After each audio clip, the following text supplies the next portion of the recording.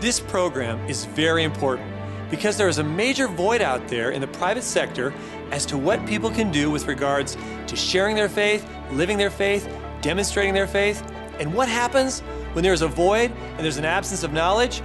Fear comes in, and fear silences people of faith from living and practicing and experiencing their faith where they spend most of their time, which is in the workplace. Businesses should do more to create an environment in which religious expression can prosper. You know, if you're a Christian, you know that we are all called to be salt and light. The question I have for you is, what is it that salt and light both have in common? Both salt and light radically change their environment. That's what we're called to do. And the question I have for you is, are you changing your environment, or is it changing you? Business owners are protected and can have their faith fully reflected in their business right from the beginning of their business in terms of their bylaws as well as in their mission statement. The mission statement of a company can reflect the business owner's faith clearly and explicitly.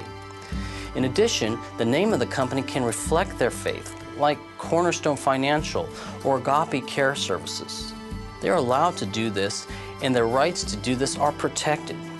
In fact, they're also allowed to post their religious beliefs and the principles of their business on their wall, in the break room, in the conference room, in the boardroom. They don't have to hide it. Business owners can also reflect their faith on their business cards. For instance, they can put a Bible verse on it if they wish. There's nothing preventing an employer from manifesting and projecting his or her faith in the products and services he or she provides. And if you understand that, there are tremendous opportunities that exist in the workplace for faith to flourish. As employers, we are under very specific legal employment requirements, whether we like it or not. And we are obligated to abide by them. There are a number of steps that can be taken to prevent liability for a religious suit in the workplace. One of those things happens even before you hire someone. It's in the interview process. Be careful that when you have interviews and you take questions that you don't leave the impression that there is a religious litmus test for becoming an employee. Second, be honest about yourself. Are you a person of faith? Are there other people of faith in your workplace? Let them know. Let them know that we respect each other's religion and that religion is not a basis for employment or for promotion. He can ask questions as to a person's character. He can ask questions as to how they would approach their job. It is not appropriate to ask specifically whether they belong to a church or what their church affiliation is. Can employers require employees, supervisors, and managers to have training in the area of religious harassment? The answer is not only can they require it, they should require it to protect themselves and to prevent liability. One of the greatest and most convenient tools you could use in this regards is our interactive website training. Our interactive website training is user-friendly. It's very thorough and provides great information for employees as well as supervisors and managers. The CEO put up a flyer around the break room and everything and said it was a noontime Bible study, and in bold letters said voluntary, and had eight people show up for the Bible study. If an employer, business owner wants to allow a Bible study or maybe even lead a Bible study in his place of work, probably the best way to do it is to do it before business hours or after business hours. But he can certainly use a business-owned conference room or any other facility, or perhaps some people do it during their noon hour. In other words, he doesn't allow the religious activity, as important as it is, to interfere with normal business regulations. And this is important because if he did, then others would try to use that same privilege for their own ideas, which may have nothing to do with either the business or, for that matter, with religion. How should an employer start a Christian Bible study? What are some of the basic rules that should be in play? First, it's not required, but it's best, especially for a large corporation, if someone in upper management is not leading the Bible study, because employees can feel coerced to attend. Second, the Bible study must be voluntary, and it must be very clear to all employees that it is voluntary and that there will be no benefits, favoritisms, etc., resulting from attendance or non-attendance of that Bible study. In addition, organizations such as Corporate Chaplains of America and Marketplace Chaplains can provide trained corporate chaplains to serve at your company. These chaplains can provide a personalized and proactive employee care program, giving workers someone to talk to when they need it most.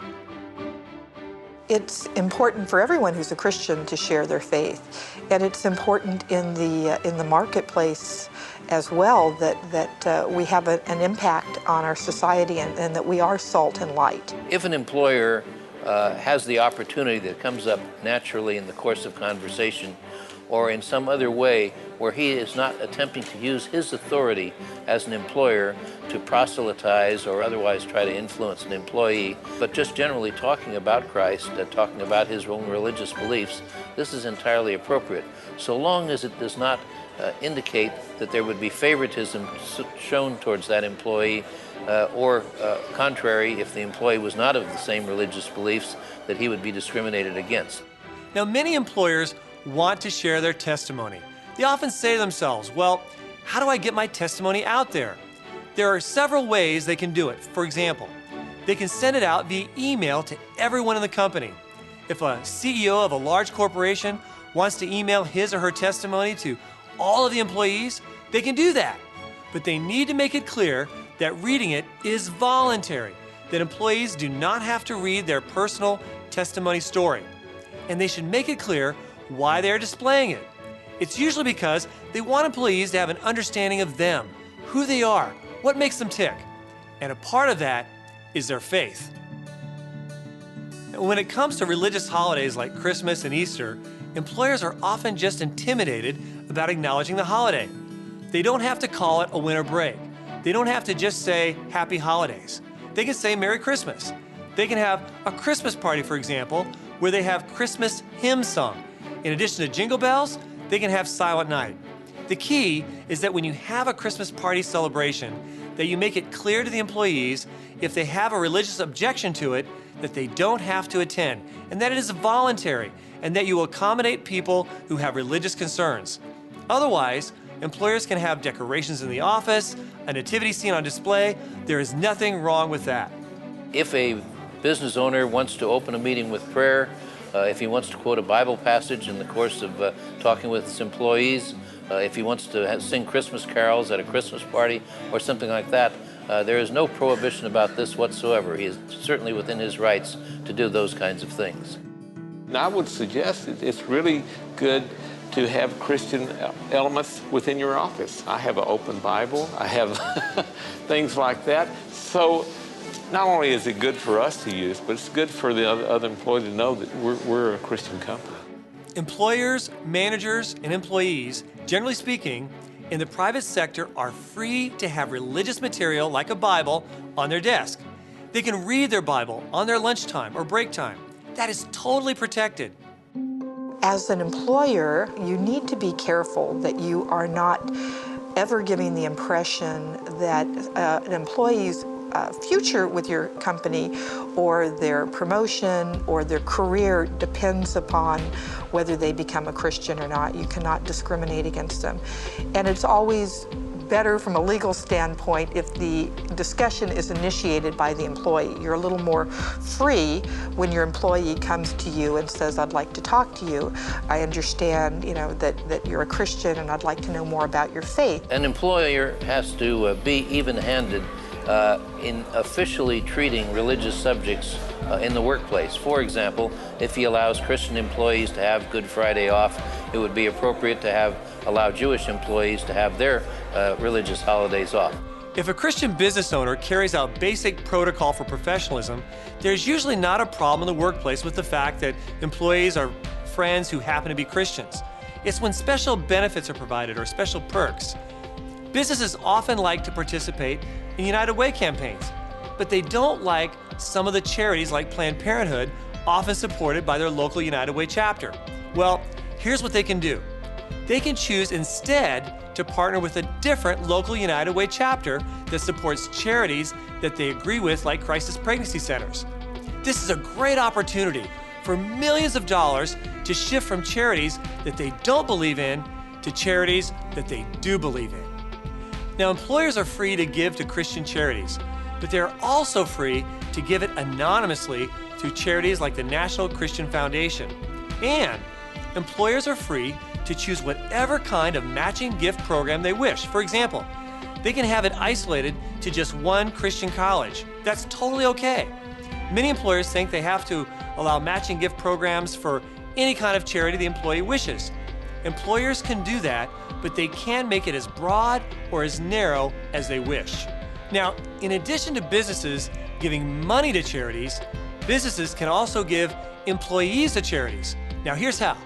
You see, the employer can designate one day a week or one day a month for the employee to give time to one of several charities designated by the employer. This is great for employee morale, gives purpose to the employees, and also results in wonderful public relations with the community. Sometimes employees are worried about their kids, especially when there are two parents working. What are we going to do with them during the summertime?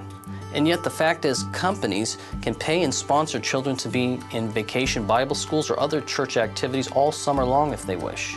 In addition to that, employers are also free to set up a Mothers of Preschoolers workshop and other types of programs. Surprisingly, businesses are free to set up their own college or private school scholarship program for their employees or their employees' children. And get this, they can actually choose to have those scholarships apply to one particular Christian college or one particular private Christian school. Employers can set up seminars where they bring in outside speakers to speak to different needs of the employees. They can bring in inspirational speakers who reveal their faith as well as teach good business practices. The Truth Project is focused on the family's curriculum that leads people to a thorough understanding of godly principles applied to all areas of life. I think that the Truth Project will help all workers be more compassionate, be more understanding of others, and be more productive on the job. Business owners, business managers are free generally to offer tickets to religious events, perhaps a Christian concert or Easter celebration at their church. That's totally legal. The key issue here, though, is to make sure that it's not done in a way that can be used as evidence to allege bias or discrimination. For example, if the employer has on their desk the stack of tickets so that the employer sees which employees are getting those tickets to go to the Christian concert or Easter celebration at their church, then we're opening the door for potential discrimination, because then that employee who does not get the tickets can later use that as an argument to say, aha, I was discriminated against because she knew that I didn't attend the church event. There are many opportunities for churches to directly minister to people at work.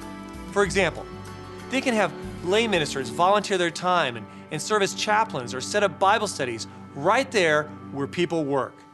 We at Saddleback Church have a ministry to those in the workplace. People are hurting more than ever, they're seeking more than ever, and they're looking in non-traditional ways for spiritual direction and spiritual answers.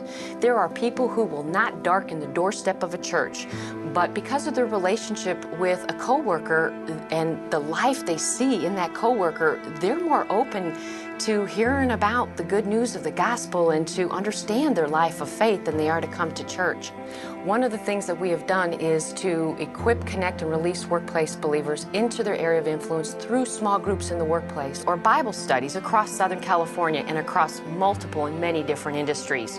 What we have found from those folks and meeting in the workplace, even if it's just over 30 minutes over their lunch hour, that 1 out of every 4 small groups in the workplace have reported 1 or more people coming to Christ as a result of their small group. And after all, it really is just good business. Title VII clearly applies to unions, and indeed, it applies to all unions throughout the country.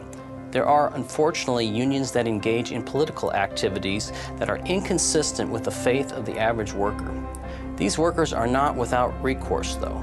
Through Title VII, they can have their union dues donated to a charity, often a charity of their choice. Only 1 in maybe 1,000 union workers in America know of their rights under Title VII to not to have to pay a single penny of their union dues when there is an issue of conscience or clear conviction with regard to issues, causes, or candidates supported by that union. So there's tremendous liberty that takes place for employees when they are made aware of these opportunities. In fact, we have a program called Choose Charity where we provide all the materials to employers to be able to post this information so that employees know of their rights when it comes to dealing with unions that violate their faith and violate their deep convictions. In addition, the web tutorial that we provide to companies to be administered to all their employees specifically talks about the Title VII rights of workers to have all of their union dues no longer go to the union, but instead go to a charity that agrees with their faith. The law is very clear under Title VII that there can be no harassment based on religion. If you are a supervisor and you hear of or participate in bullying or harassment, there are significant liabilities. Further, if you fail to make reasonable efforts to accommodate those employees taking their religious holidays or having other religious observances, then the company can be exposed to a lawsuit. When an employer or a business owner gets into a conflict with an employee or with a supplier or some other person, a customer perhaps, where his religious faith is somehow related, the best thing he can do is to get advice from the Pacific Justice Institute. But the main thing is he shouldn't necessarily feel he has to back off and do something that is in conflict with his own beliefs and his own desires to express his particular faith. She said, Steve, I want the name of God and Jesus stricken, quote, stricken from the handbook. And also we have some scriptures hanging up around the pool and around the club. She wanted those taken down before she would allow her son to swim there. Christine had set in her lawsuit that she wanted to get an injunction and shut us down, not the swim team, but the whole business. Well, for a business owner, that's kind of scary. So I talked to Kevin Murphy and he looked over our case, and several days later he called me back and said, Steve, we think this is a great civil rights case, and you know, Mr. Ravella, you have rights too. I go, I do? He goes, yes. You see, sometimes when you're in business, sometimes you feel like all you do is deflect bullets that come at you. But in this case, Kevin reminded me that, Steve, you have rights. I go, wow, I do have rights, huh? You know what rights you have, Steve? Not only civil rights, civil law rights and constitutional rights, but you have the right to bring as much joy to people and peace that you want. That's not a violation. Working with the Pacific Justice Institute was very calming. They just kind of came in and said, you know, don't worry, we know what we're doing. Kevin Snyder and his Pacific Justice Institute, they came through. It was really good. So what can I say but thank you. When an employer is known as a Christian employer having a Christian business, they are more subject to attack, without question. That's just par for the course of living in the world we live in. That said, that should in no way keep a Christian business from being a Christian business and acting like a Christian business. They need to take several preventative measures though. Because they are more susceptible to attack, they need to make sure that they have a very detailed personnel file for every employee. Regular reviews of that employee and notes need to be taken with regards to meetings with the employees so there is a real track record, a real history of whether the employee is doing their job satisfactorily. You know, if you're the owner of your business, if you're the CEO, it is your responsibility to set the culture, to establish the values, the ethics of your company. And of course, as a Christian, we know those ethics, those values must come from the Word of God. One of the greatest travesties in the American workplace today is not lack of freedom to share our faith. Instead, it's the lack of awareness that that freedom even exists. We want to break down that wall of ignorance and empower people in the workplace to share their faith, which will have a tremendous impact on America, our future, and the private and public workplaces across the country. Pacific Justice Institute is a nonprofit organization with over 1,000 volunteer affiliated attorneys providing legal assistance without charge. If you would like more information on obtaining a copy of the follow-up reference guide on this subject, or a free follow-up presentation for your board of directors or management, or information on how to order the new web tutorial for your employees, please contact Pacific Justice Institute at 888-305-9129 or visit our website at pacificjustice.org.